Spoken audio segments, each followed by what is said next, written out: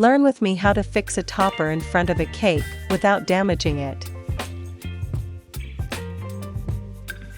Hello guys, I am going to show you the technique that I use. We need wooden sticks, 2 rectangular pieces of cardstock for each stick that we use, preferably the same color as the topper, and silicone.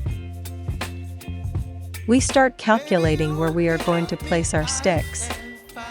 Then we are going to take the 2 pieces of cardstock and we are going to fold them to make 2 open tabs. Then we are going to glue the stick in the middle of the 2 cardstock where they are joined. You must take into account that the stick and the cardstock are at the same height.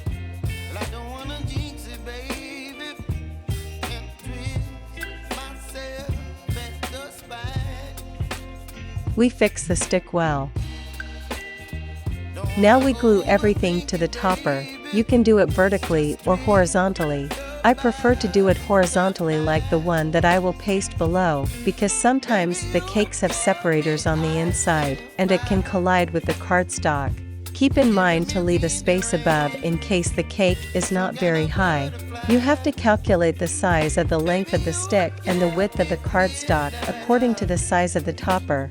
As you can see, in this case my topper is quite large at 20 centimeters, so I put 2 long sticks on it. In fact, if you want to place smaller pieces on the cake, but you don't want them to be filled with fat from the cream, you can use the same technique, only without the sticks, just using the cardboard of the size you need.